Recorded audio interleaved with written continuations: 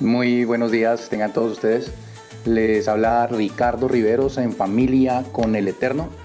Hoy comienza la lectura a nivel mundial en las comunidades de la fe abrahámica. La lectura del ciclo de la porción semanal. Esa porción está enmarcada por el comienzo del libro de Génesis o Bereshit. Y normalmente lo que se hace es una reflexión en las enseñanzas que pueda haber para la vida, para el diario vivir de las personas, pero también leemos entre líneas y encontramos mucho sentido en cosas que tal vez desde pequeño nos enseñaron como una historia para ir a la cama, para dormir, unas historias muy lindas de cómo Dios creó al hombre y algo como muy cuento de hadas para muchas personas. Dicen algunos que estas historias fueron escritas por Moisés para dárselas a un pueblo que recién había salido de la esclavitud y que no eran mentalmente o académicamente, no estaban preparados para entender los misterios de la creación. El libro de Bereshit, en su primera parte, en su primera parashá, nos conduce desde los orígenes de todo lo que podemos considerar el universo existente, con sus pléyades, con sus planetas, con sus constelaciones, con todo, absolutamente todo lo que usted pueda imaginarse, y nos lleva hasta el momento previo a la gran inundación.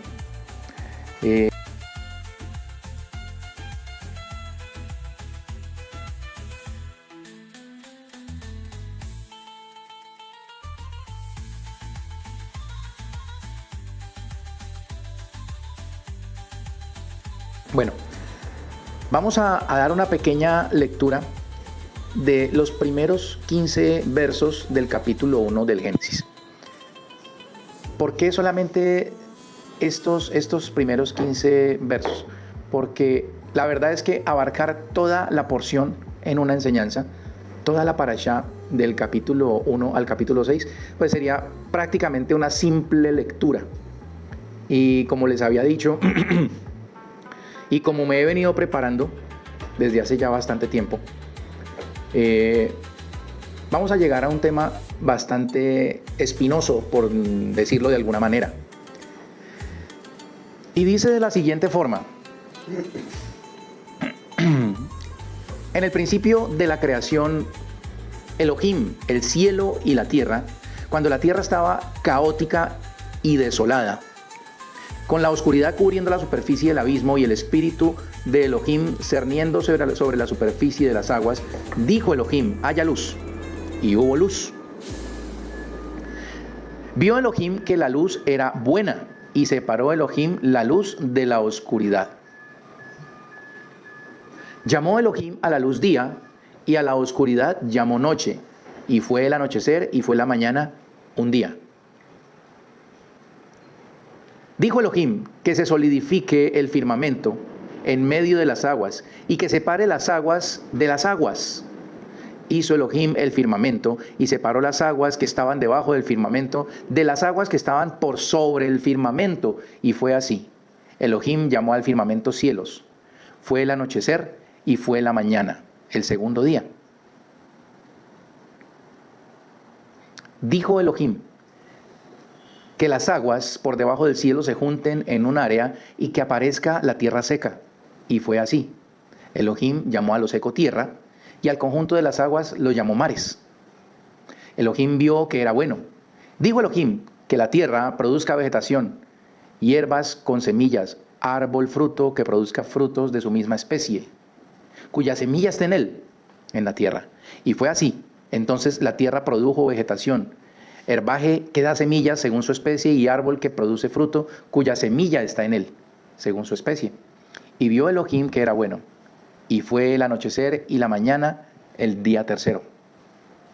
Y dijo Elohim: Haya luminarias en el firmamento del cielo para separar el día de la noche y que sirvan como presagios y para las festividades, los días y los años. Que sirvan como luminarias en el firmamento del cielo para alumbrar sobre la tierra, y fue así.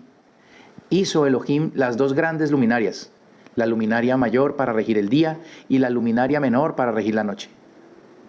Y las estrellas. Elohim las estableció en la expansión del cielo para alumbrar sobre la tierra, para regir el día y la noche y para separar la luz de la oscuridad. Y Elohim vio que era bueno. Fue el anochecer y fue la mañana el cuarto día. Usted pudo observar que esta enseñanza dice: haya luminarias en los cielos.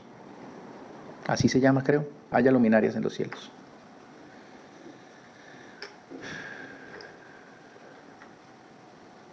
Para que rijan el día y la noche. Y que haya también las estrellas. Las estableció en la expansión del cielo para alumbrar sobre la tierra, para regir el día y la noche y para separar la luz de la oscuridad. Y vio Elohim que era bueno. Aquí quería yo llegar, porque hay un tema bien delicado, y es el tema de la lectura o la interpretación de la influencia de los astros. Entonces, más de uno tal vez cambie de canal, apague su dispositivo y digan: este tipo se volvió hechicero y lee el tarot y no sé qué más cosas. Bueno, yo entiendo cualquier situación que pueda usted estar pensando, porque yo fui parte de eso. Yo fui parte de eso. Y yo rechazaba cualquier tipo de cosa que medio me diera vestigios de adivinación. Y resulta que el Eterno puso en su lugar las estrellas. Y si usted se va al libro de los Salmos, al capítulo 18, al versículo 2, dice: los cielos cuentan la gloria de Dios y el firmamento anuncia la obra de sus manos. Está por demás y vamos a mirar otros textos en las Sagradas Escrituras, en donde vamos a poder entender cuál es el papel de las estrellas del cielo. Pero yo le quiero invitar para que, si usted tiene algún tipo de tabú, de paradigma, o le han dicho de alguna manera que es que la astrología es del diablo, que eso no es de Dios, que uno no puede ponerse a hacer eso, que todo el cuento, que en el libro de Deuteronomio dice que está prohibido la adivinación. Yo eso ya lo he leído y lo he estudiado y lo he entendido. Y estoy totalmente en oposición al tema de adivinación o de presagios. Y esa es mi posición frente al tema de la lectura del horóscopo, en donde a usted le dicen: es que hoy el día está propicio para que usted haga negocios, hoy el día no está propicio, mire que los planetas están alineados, mire que tenemos... Estoy totalmente en oposición a ese asunto, porque está totalmente prohibida la adivinación, totalmente prohibida. Y era la forma, porque tenemos que entender y tenemos que estudiar, tenemos que leer, era la forma en que los babilonios utilizaban el Mazerot o las constelaciones. He estado estudiando y revisando, porque surge la pregunta: bueno, le estamos de acuerdo, Dios creó las estrellas, ¿y en dónde dice que las estrellas influyen sobre las personas o que los astros influyen sobre las personas? Esa es la pregunta que yo también me hice. Esa es la pregunta que yo también me hice. Porque pues nos hablan de unas casas, nos hablan de los 4 elementos, nos hablan de la influencia de la luna. Para ninguno de ustedes es un secreto que en la luna llena las mareas suben. Es un hecho real, físico. Y todos lo sabemos. Sí. Para todos ustedes es un hecho real que cuando... Mati, ayúdame, ¿cómo es que llaman las llamaradas que salen del sol? ¿Las tormentas solares? Las tormentas solares, tú has leído, influyen de alguna manera, ¿cierto? Sí, las auroras boreales. Influyen. ¿Cómo se llaman? Influyen sobre la Tierra. Entonces, influyen sobre nuestro planeta. La forma más sencilla de yo explicárselo a usted es, aquí está mi esposa, que pues le encanta la cocina. Y la forma más sencilla de explicárselo es, usted y cada ser humano que nace en este mundo es producto de una receta. Usted es como un pastelito. Ese pastelito, el creador hizo una receta única para formarlo. Esa receta tiene un poquito de agua, un poquito de aire, un poquito de fuego, un poquito de tierra. ¿Ok? Cuando los planetas se mueven, de acuerdo con su distancia y su posición frente a nuestro planeta, también hay una influencia física que mueve diferentes tipos de materiales y diferentes tipos de energías. Ricardo, pero muéstremelo en la Biblia, ¿cierto? Muéstremelo en la Biblia, muéstremelo en la Torá, muéstremelo en las Escrituras. ¿Ok? Ok, vamos paso a paso porque es un tema bien extenso, es un tema bien complejo. Y yo le pido al Creador que me dé la sabiduría y la palabra para poder transmitirle a usted esto que puede enderezar el rumbo de su vida, tanto personal como familiar, como social. ¿Por qué? Porque así como los barcos utilizaban en la antigüedad, ya no, utilizaban en la antigüedad los astros para guiarse. Todos sabemos que los marinos expertos siempre buscaban la estrella del norte. Así, como lo dice la Escritura, las estrellas fueron puestas como señales. Los astros fueron puestos como lumbreras primero y segundo como señales. ¿Ok? Estaba yo leyendo aquí. En el verso 14, dijo Elohim, haya luminarias en el firmamento del cielo para separar el día de la noche, y que sirvan, aquí traducen, y que sirvan como presagios, La palabra escrita aquí, en el verso 14 del capítulo 1 de Génesis, de Bereshit, es otot. Y la palabra otot realmente nos habla es de señales. Y para las festividades, para los días y para los años.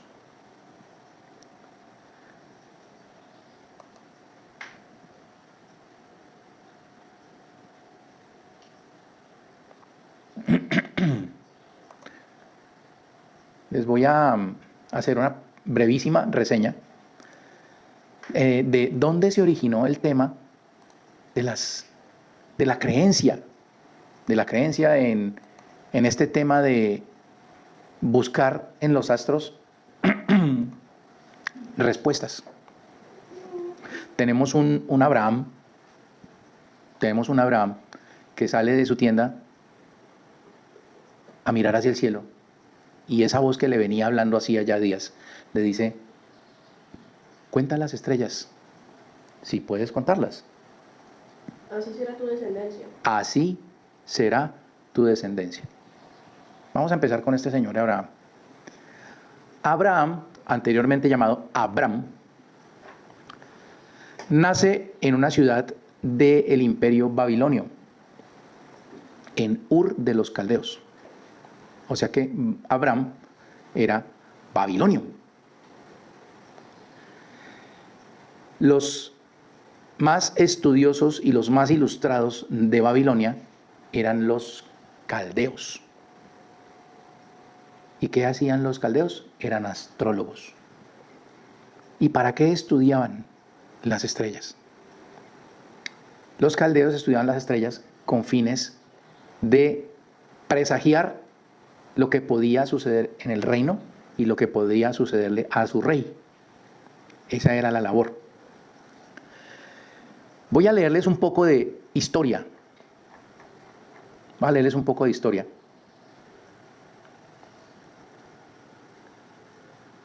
Antes de la escritura solo se tienen evidencias indirectas.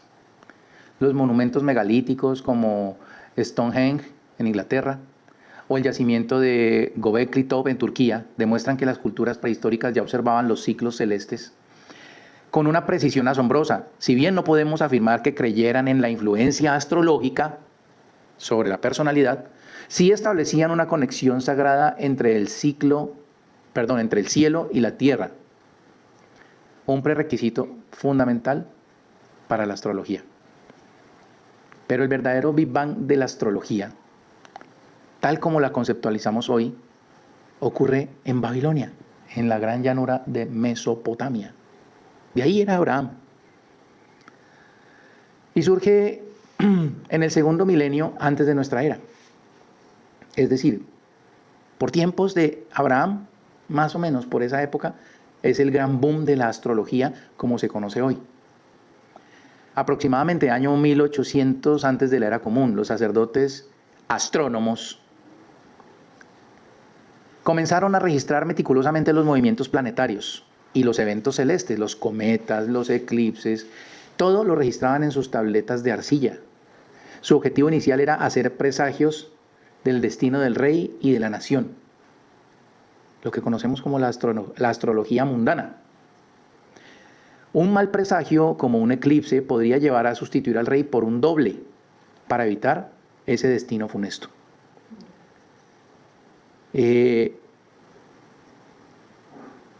Abraham, de niño, fue anunciado. Eso lo leemos en el libro de Yazar. En ese libro de Yazar dice que los astrólogos y los caldeos fueron donde el rey y le dijeron que iba a nacer un niño que lo iba a destruir. Y a Abraham tocó esconderlo. Mejor dicho, les estoy diciendo que lo que pasó en tiempos de Moisés, cuando al faraón le anunciaron que iba a nacer un niño, también porque consultaron a los astros, eso le sucedió a Abraham. Y a Abraham tocó esconderlo para que no lo mataran, porque los astros anunciaron que iban a nacer un niño. Ese acontecimiento de Abraham sucede con Moisés y sucede también ¿cuándo? Con el maestro. Con el maestro. Y yo, a usted, si es cristiano y me está viendo, yo le pregunto, en el libro de Mateo, en el Evangelio de Mateo, hay el relato de los 3 reyes que vienen de Oriente. Y yo me preguntaba por qué les dicen magos si no eran magos. Y resulta que la palabra con la que se identifican en el texto original es magoi. Magoi. Entonces de ahí les dicen los 3 reyes magos. Pero ¿qué eran estos señores? Eran astrólogos especializados que estudiaban las otot, las señales en el cielo. Y cuando vienen a Betlehem buscando al niño, dicen, es que hemos visto su estrella. Ay, caramba, hemos visto su estrella. Entonces, todo su cristianismo a usted se le cae. Porque si uno no puede ver en los astros, si uno no puede estudiar los astros, entonces usted está creyendo en un Mesías falso. Podríamos llegar a esa conclusión, que el cielo no lo permita. Medite en esas cosas, entiéndalo de esa manera, porque vamos a seguir avanzando, ¿ok? El periodo babilónico antiguo es el que marca el Big Bang de esta materia del estudio de los astros. Su desarrollo clave fue con la creación de lo que hoy se conoce como el zodíaco, con los 12 signos, dividiendo la eclíptica, el camino aparente del Sol, en 12 segmentos iguales de 30 grados, cada uno asociado a una constelación. Esto sentó la base técnica indispensable. Entonces, el humano empezó a estudiar los cielos. De este imperio babilonio y el estudio de los astros para presagiar cosas del reino y del rey, vamos a viajar hasta el año 320 aproximadamente, antes de la era común, en donde estaba en su pleno apogeo el imperio griego. ¿Ok? Estaba en su pleno apogeo el imperio griego. Tras las conquistas de Alejandro Magno se produjo un fértil intercambio cultural entre la meticulosa astronomía babilónica y la filosofía, mitología y psicología griegas. Esto sucede en Alejandría. A muchos les puede sonar Alejandría. También en Egipto, el faro del conocimiento del mundo antiguo. Los griegos adoptaron el zodíaco babilonio, pero lo impregnaron con su rico panteón de dioses. Aries se asoció con Marte. Por eso el dios de la guerra se llama ¿cómo? Ares. Yo creí que se llamaba Kratos. No. Ares. Y estamos hablando de mitología griega. También Venus, también Afrodita, etcétera, etcétera, etcétera. Fue aquí donde por primera vez se concibió la idea revolucionaria de que el mapa celeste en el momento exacto del nacimiento de un individuo, la carta natal, podía revelar su carácter, sus tendencias innatas y su destino personal. Bueno, entonces vemos dónde nace, dónde evoluciona y dónde se aplica al humano. ¿Por qué? Porque tenemos una visión antigua de lo que es el cosmos, la creación, el mundo físico. Cosmos no es otra cosa que el mundo físico, lo que nos rodea. Y en Grecia surge la ciencia o la convicción o la materia, la enseñanza de que cada persona es un microcosmos. Es decir, cada uno de ustedes, cada uno de nosotros es en sí mismo un universo pequeñito. A eso llegaron ellos de conclusión. Yo no me quedé ahí y seguí estudiando. Se desarrolló el concepto de las famosísimas 12 casas, que representan diferentes áreas de la vida, la personalidad, la riqueza, la familia, la salud, etcétera, etcétera, etcétera, proyectando el cielo sobre el individuo al momento de su nacimiento. Textos fundamentales como el Tetrabiblos de Claudio Ptolomeo del siglo II de la Era Común sistematizaron todo este conocimiento. Ptolomeo argumentaba que la influencia de los astros era natural y física, como la luna afecta a las mareas y por ende podía afectar el cuerpo y el alma humana al nacer. Escuche bien lo que le estoy diciendo, que podía afectar al alma humana al nacer.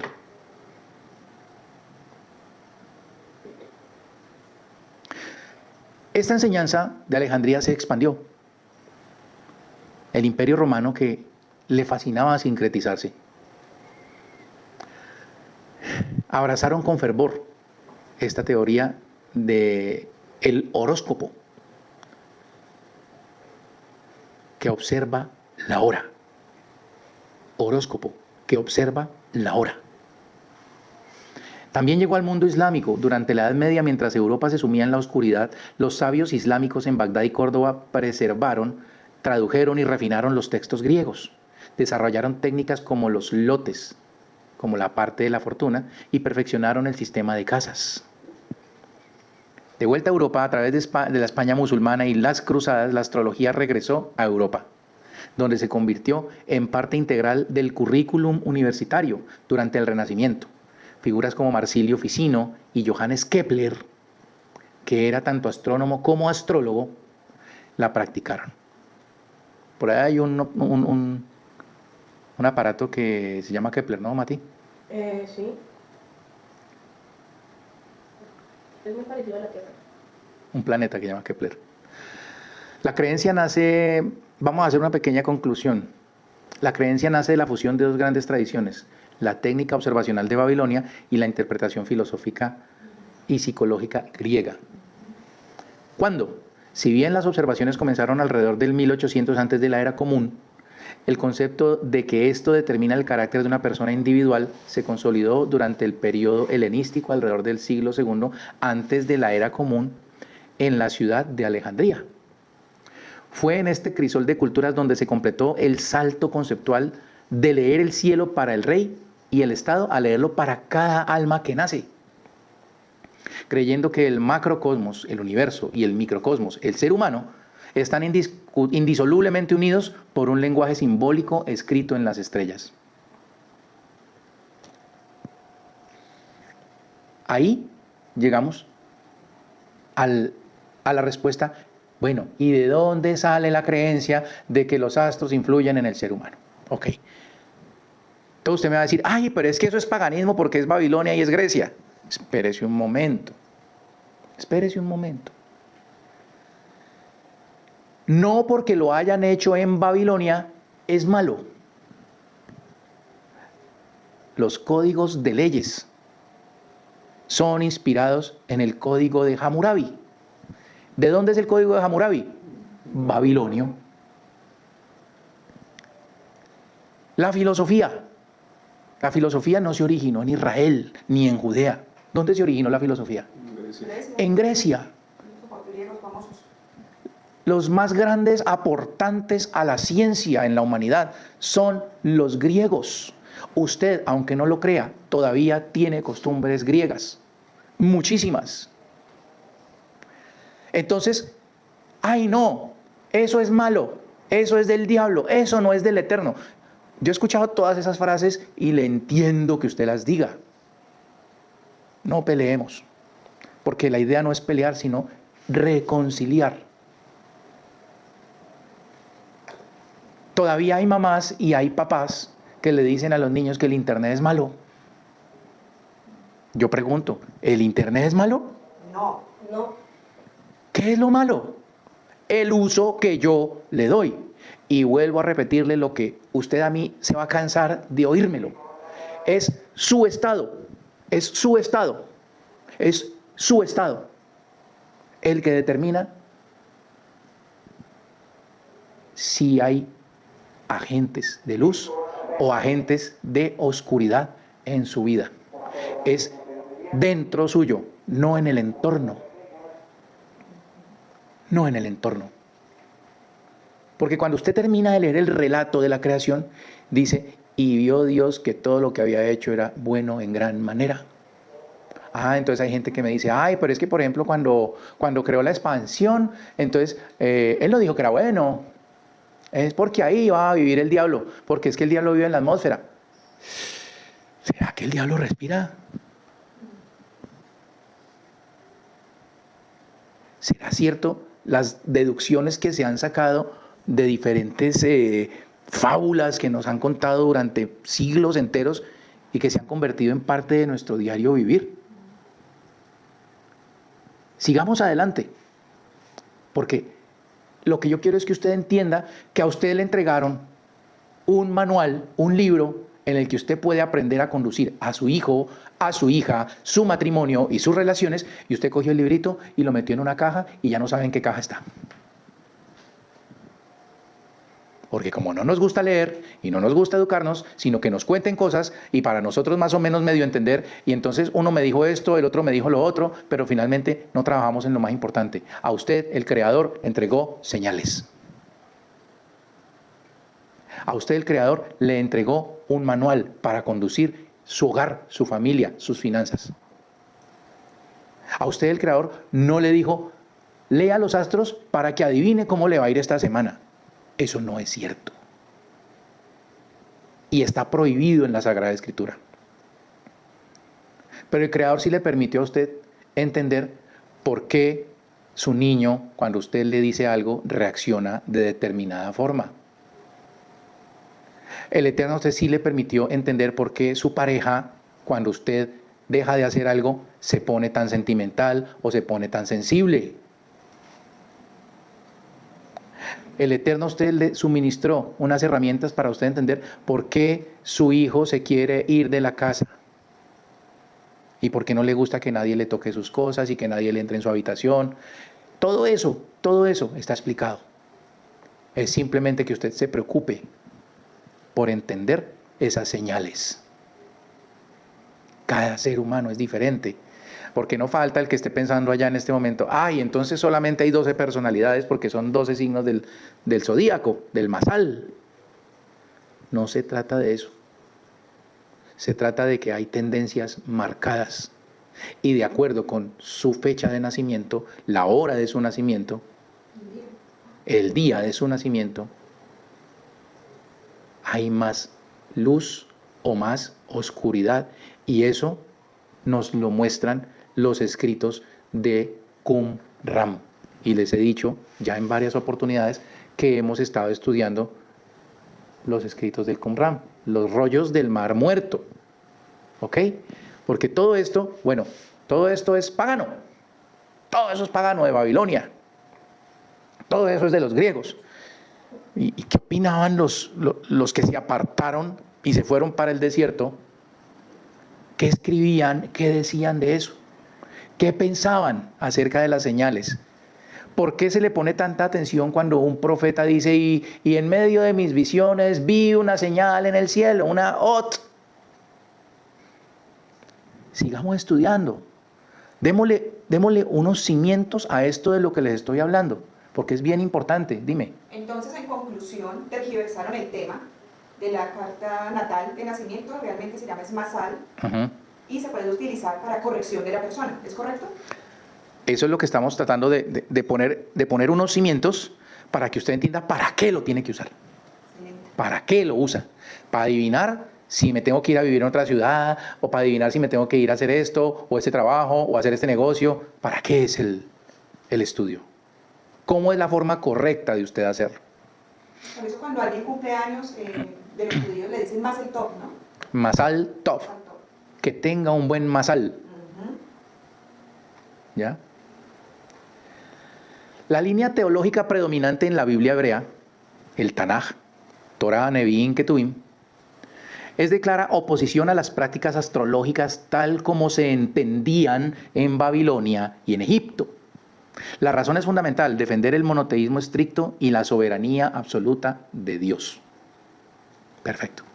En el libro de Deuteronomio, en el capítulo 4, en el verso 19, dice así, y es el versículo clave: advierte explícitamente contra el acto de adorar o servir al sol, la luna y las estrellas, o a todo el ejército del cielo.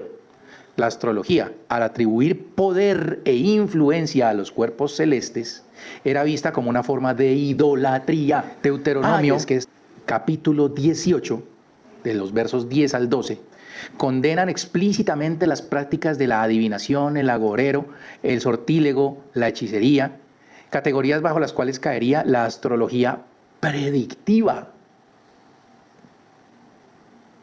Para ustedes, no sé si sea un secreto, pero la mayoría de los gobernantes de este mundo tienen su brujo de cabecera. Tienen su hechicero y el que le hace augurios. Y esa es la parte de impureza. Esa es la parte de impureza. En Isaías 47, versos 13 al 15, vemos a Isaías satirizando esta práctica y haciéndole también una condena directa a los astrólogos y a los que contemplan los cielos de Babilonia. El profeta se burla de ellos diciendo que no podrán salvarse a sí mismos del desastre que se avecina y que su ciencia es inútil. Es una crítica tanto teológica como práctica.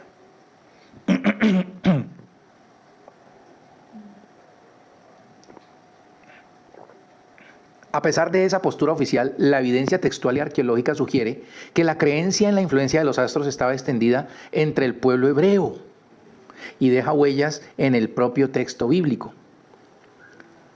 Volvemos a Génesis 1, 14 al 18. Dios crea las dos luminarias mayores y las estrellas con un propósito triple, para separar el día de la noche, para que sirvan como señales para las estaciones, los días y los años. La palabra señales en hebreo, ot, es crucial. Si bien en su contexto primario se refiere a marcar tiempos sagrados y ciclos naturales, abre la puerta a una interpretación de que los cielos comunican algo.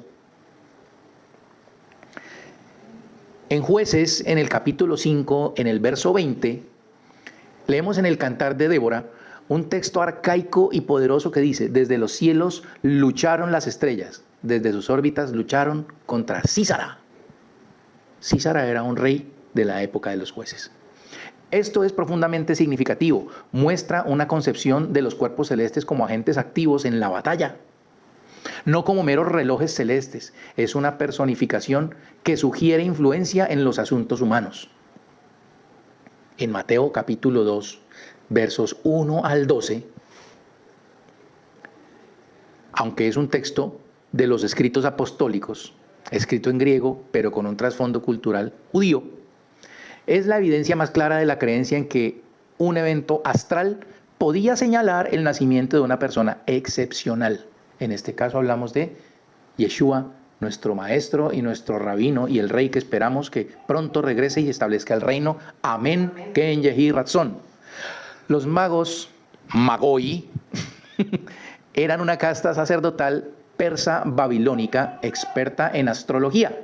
El hecho de que su viaje y su ciencia se narren sin condena, sino como un medio por el cual Dios revela el nacimiento de Yeshua, es un indicio de una cierta aceptación, o al menos de una resignificación de la señal de los astros. Se han encontrado tablillas de arcilla en Ugarit, una ciudad cananea contemporánea a los patriarcas, con textos de augurios basados en eclipses y fenómenos celestes. Esto demuestra que el sustrato cultural en el que se desarrolló el pueblo hebreo estaba imbuido de estas ideas. La tradición rabínica y el Talmud mantuvieron esta tensión. Por un lado, reafirmaron la prohibición de la adivinación astrológica y lo llaman idolatría, en hebreo avodah zará. Pero por otro lado, desarrollaron la idea de que Ein Masal le Israel. Eso significa: no existe constelación que rija para Israel. Cuando los sabios y los rabinos de la antigüedad dicen no hay constelación que rija para Israel, intrínsecamente, ¿qué están afirmando? Que hay constelaciones que rigen sobre las naciones. Sí, claro. Cuando yo doy una afirmación de algo, estoy reafirmando otra cosa. Y usted siempre debe pensar de esa manera. ¿Qué me están diciendo entre líneas? Esto significa que si bien las estrellas podrían influir en el destino de las naciones, el pueblo de Israel, a través de su pacto con el Eterno y el cumplimiento de la Sagrada Torá, podía elevarse por encima de esa influencia astral. La plegaria, el mérito y la intervención divina podían anular un mal decreto escrito en las estrellas. Espero que esto que le estoy hablando sea de su interés y lo esté digiriendo. Acuérdese en qué se diferencia un animal kosher cuadrúpedo de un animal no kosher. Si los dos tienen pezuña, ¿cuál es la diferencia? El animal kosher come la hierba, la mastica, la baja a su vientre y luego la devuelve y vuelve y la mastica para asimilar los nutrientes. Sea como ese animal kosher. Escuche lo que le estoy diciendo, mastíquelo, asimílelo y devuélvalo y vuélvalo a masticar hasta que entienda cuál es el propósito que yo tengo al transmitirle este conocimiento. Entonces, ¿aceptaba la cultura hebrea la astrología? Es una respuesta compleja. A nivel teológico oficial, no. Hay un claro no. La consideraba una idolatría peligrosa que usurpaba el lugar de Dios como único soberano del destino. A nivel popular y cultural, sí la aceptaban. De manera difusa, la gente común, influenciada por sus vecinos, probablemente creía en cierta influencia de los astros. A nivel intelectual posterior, sí, pero con una salvedad teológica. La tradición rabínica y cabalística influenciada por el helenismo sí llegó a aceptar que los astros tenían un poder e influencia, concepto de masal. pero estableció que el ser humano, especialmente el justo, no está atado fatalmente a ellos. Dios es el Señor de los astros y no los astros señores de Dios. La cultura hebrea no desarrolló un sistema de astrología horoscópica personal como el de los griegos. Su genio consistió en desmitologizar los cielos para remitologizarlos bajo la soberanía de un solo Dios. Los astros no son dioses que deciden, sino señales del poder y el orden establecido por el Creador, y en el mejor de los casos, instrumentos que Él puede usar para sus propósitos.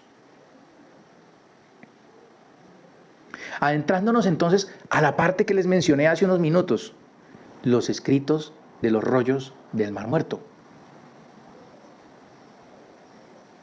Eso es como abrir una cápsula del tiempo que nos permite ver directamente el crisol de ideas en el judaísmo del segundo templo.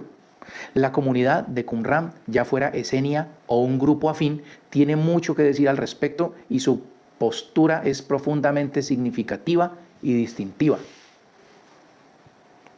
Hace unos días les mencionaba yo, cuando hablamos de Juan el Bautista, que él había sido formado en esta comunidad de Qumran y que estos señores de Qumran eran estrictos y rigurosos con las leyes de la pureza, tanto en lo externo como en lo interno. Basados en ese pensamiento vamos a hacer este estudio. Las evidencias más relevantes y fascinantes. La número 1, un libro llamado El horóscopo de Noé, o el libro de la división de los tiempos. Está en el 4Q186 y el 4Q561, y esos son los nombres de los rollos. Este es sin duda el texto más explosivo y directo sobre el tema. Es un fragmento que describe cómo el carácter y el destino físico de una persona están determinados por la proporción de luz y de oscuridad en su espíritu al momento de su nacimiento. Y esta proporción está vinculada a los signos zodiacales. Luz, oscuridad, pureza, impureza. Tan cansón Ricardo con su cuento de la impureza y con la pureza. El texto postula que el espíritu humano está compuesto por 9 partes. La mezcla de estas partes entre luz y tinieblas determina si una persona es justa o malvada.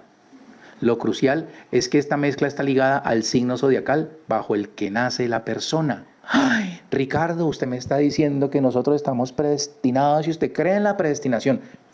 Espérese un momento. Espérese un momento. Porque la sentencia, el decreto divino sobre la humanidad, al Adán caer en la transgresión, ¿cuál es? Muerte. O sea, destino fatal, muerte. Pero el Eterno en su misericordia nos dio nos ha dado montones de oportunidades.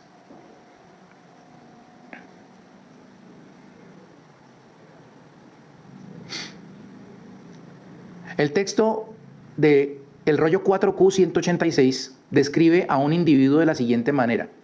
Su espíritu tiene 6 partes en la casa de la luz y 3 en la casa de la oscuridad. Este nació bajo la constelación de Shor, Tauro. Será mezquino. Incluso da descripciones físicas. Sus dientes serán de longitud variable. Su dedo medio es delgado. Ya dan descripciones físicas de la persona. ¿Qué implicación hay? Esto es astrología genetialógica.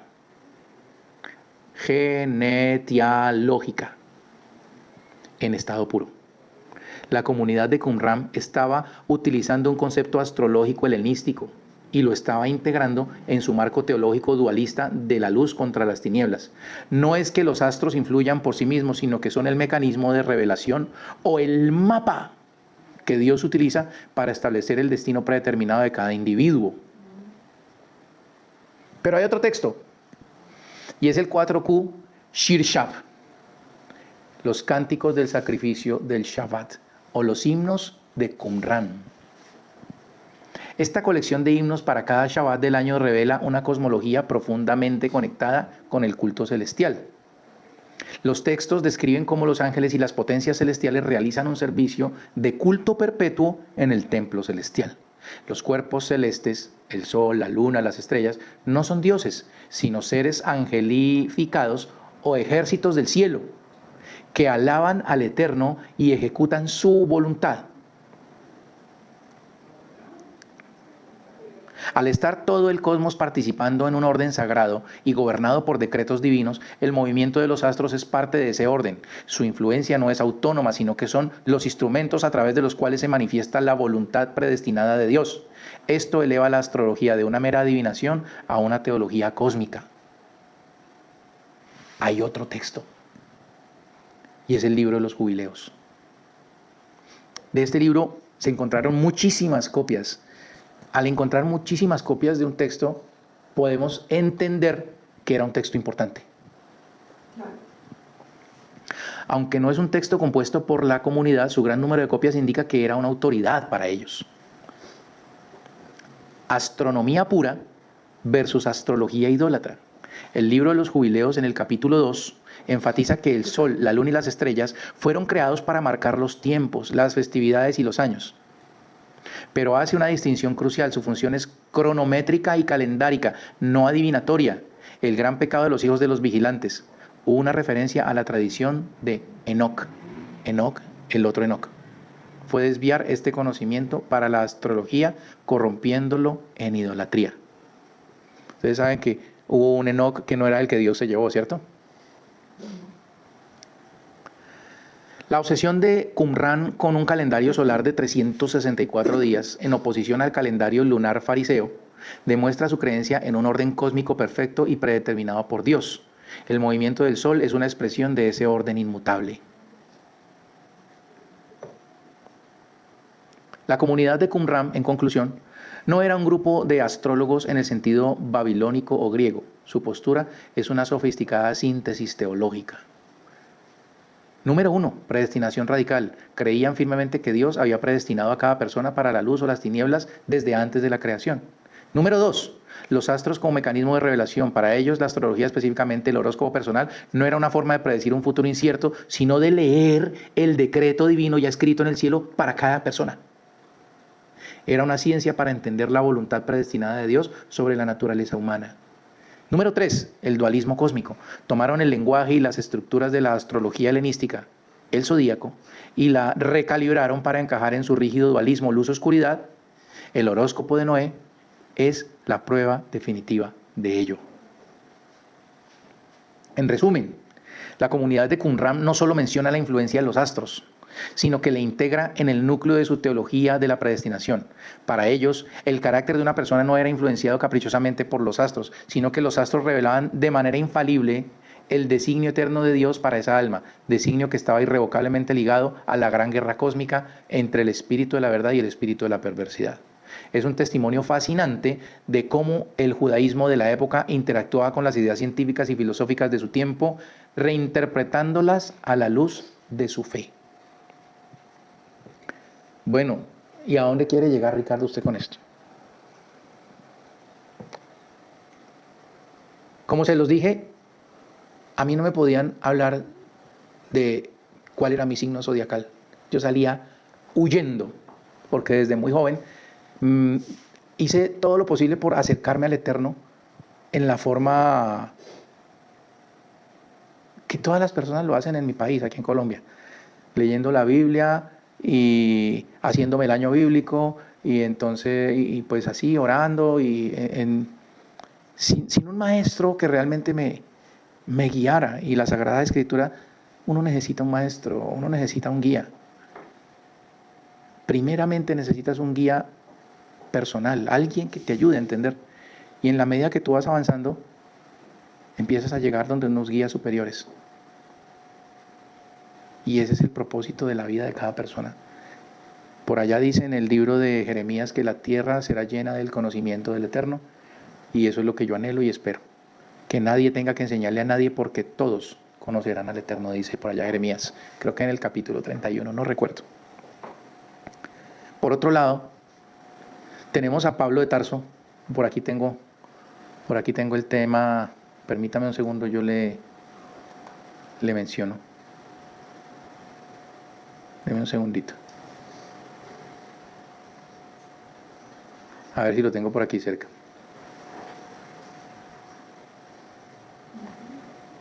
Ok.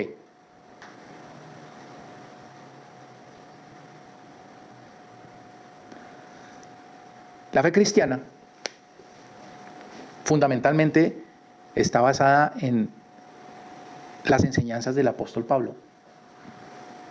La fe cristiana está basada en las enseñanzas del apóstol Pablo. No me gusta tanto llamarlo Pablo, sino el rabino Shaul, porque este señor era hebreo, era, como él mismo dijo ante Agripa en su defensa, soy judío de la tribu de Benjamín, fariseo de fariseos,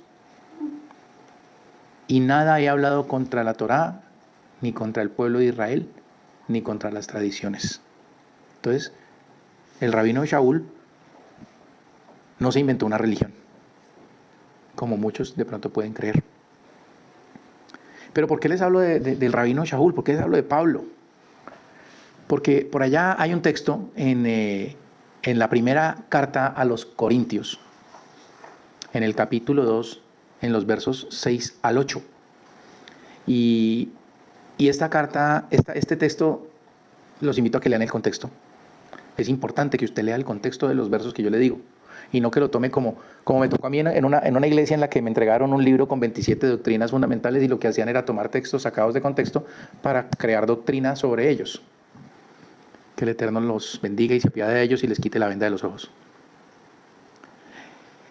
Dice la cita central en 1 Corintios, capítulo 2, 6 al 8. Sin embargo, hablamos sabiduría entre los que han alcanzado madurez, y sabiduría no de este siglo, ni de los príncipes de este siglo que perecen, mas hablamos sabiduría de Dios en misterios, la sabiduría oculta, la cual Dios predestinó antes de los siglos, la cual Dios predestinó antes de los siglos, la cual Dios predestinó antes de los siglos, para nuestra gloria, la que ninguno de los príncipes de este siglo conoció, porque si la hubieran conocido, nunca habrían crucificado al Señor de la gloria.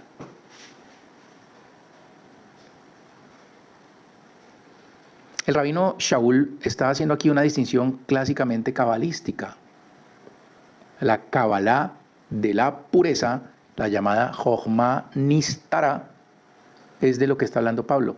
Jochma Nistara, sabiduría oculta. Por eso le decía yo a usted que en mis principios en este caminar, pues yo leía la Biblia y había mucha vaina que yo no entendía. Y tal vez eso le esté pasando a usted. Yo leo, pero no entiendo.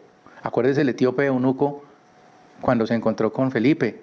Y Felipe lo ve leyendo el rollo de Isaías, un tipo que tenía poder adquisitivo para comprar un rollo en esa época que no era cualquier cosa. Y entonces a Felipe le llama la atención ver lo que pasa pues en su séquito, con su carruaje, pero el hombre va leyendo el rollo. Entonces Felipe se le acerca y le dice, ¿entiendes lo que lees? Y el tipo le dice, ¿y cómo voy a entender si no hay quien me explique? Usted puede leer, y como tienen la costumbre en muchas comunidades cristianas, usted se hace el año bíblico y yo le puedo preguntar y usted me dice, es que yo me he hecho el año bíblico por 10 años seguidos. Y conozco personas que saben la Biblia de memoria. Yo digo el texto y me dicen, no está en tal parte, la cita es esta. Y wow, yo tengo que googlearla. Porque yo me sé la cita, pero no me sé en dónde está. Y hay gente que me dice, eso está en 1 Samuel, capítulo 12, verso 3. O etcétera. Pero ¿sabía usted que así se sepa usted la Biblia, usted puede que no la entienda? Lo normal es que no lo entienda. O que la entienda para sus fines personales. Que la adapte para justificar sus transgresiones.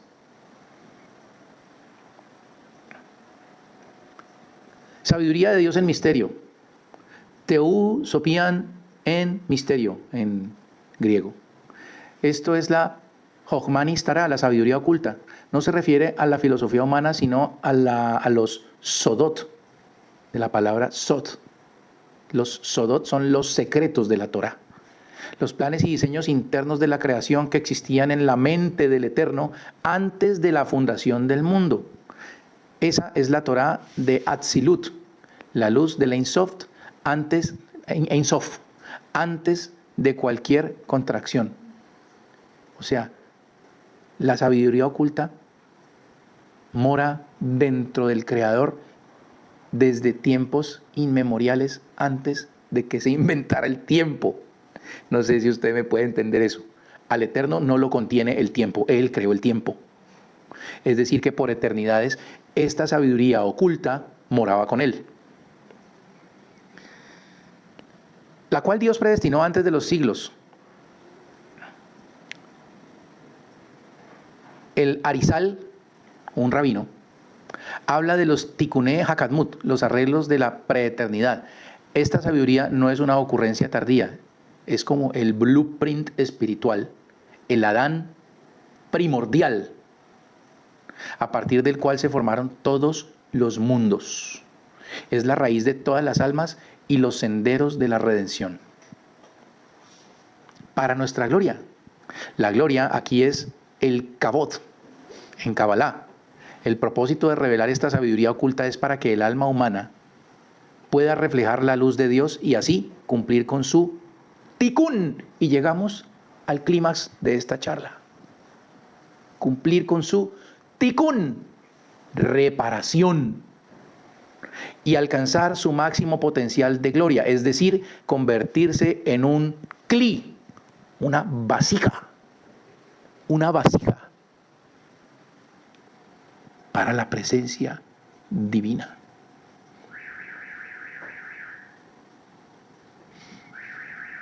Ese es el propósito de la sabiduría oculta, de los planes hechos desde antes de la primera emanación para crear un mundo. Todo lo que necesitas saber, el Eterno lo creó después de haberlo emanado desde las edades eternas, lo manifestó en el cuarto día de la creación.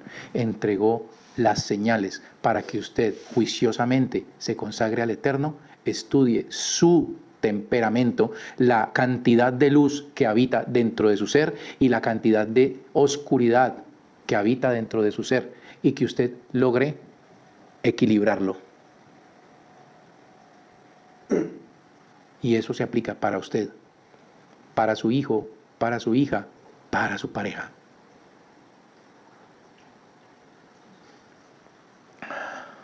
En Colosenses 1, 26, 27.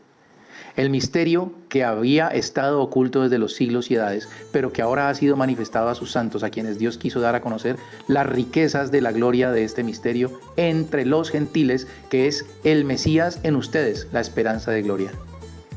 Aquí el misterio oculto es revelado como el Mesías en ustedes. Para el cabalista, esto encuentra un eco profundo en el concepto de la Shejinah morando dentro del pueblo de Israel, y más específicamente en la doctrina del Semaj, el renuevo mesiánico. Como la raíz del alma colectiva de Israel que habita en cada hebreo, es la chispa mesiánica dentro de cada alma, que es la verdadera esperanza de gloria o corrección final.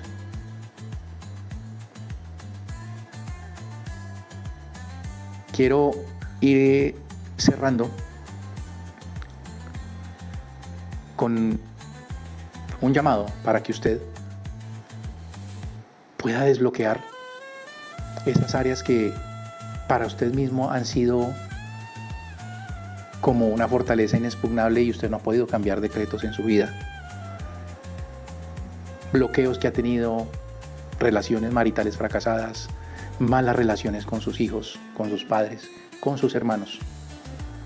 Y que usted pueda empezar a hacer ese camino de corrección tomando en sus manos esta carta de navegación, que es su día y hora de nacimiento. Con el tiempo, tal vez en menos de 20 días, contando a partir de hoy, con el tiempo, en la descripción del video que usted va a tener aquí en YouTube y va a encontrar un enlace y ese enlace lo va a llevar a un lugar en el que usted puede adquirir un ebook en el cual puede hacer un estudio más detallado de lo que en esta hora y 20 minutos le estuve diciendo, para que usted pueda hacer el análisis y entrar más a fondo, no solo en el conocimiento personal, sino en el conocimiento del ticún de las personas con las que usted se desarrolla. ¿Ok? Entonces, va a tener esta posibilidad, acérquese a esto, si lo desea. Como les digo, en este instante no va a estar disponible, estoy ya terminando de desarrollarlo y usted puede más adelante acercarse y adquirirlo. Vamos a tratar de darle un valor asequible para que usted pueda tener este material dentro de su información, de los textos de estudio, para que sea beneficioso para usted y para las personas que usted pueda ayudar a hacer su proceso de corrección y preparar esa vasija que es cada uno de nosotros para que en ella habite la presencia divina. No siendo más, yo me despido, les agradezco su atención, su paciencia, vuelvo y les ofrezco 1000 disculpas porque pues no salió como quisiéramos la transmisión por YouTube. Sin embargo, este contenido va a ser editado y subido a YouTube para que usted pueda acceder a él y compartirlo con las personas que usted considere necesario. Les saludamos desde Cali y un feliz resto de Shabbat. Un abrazo.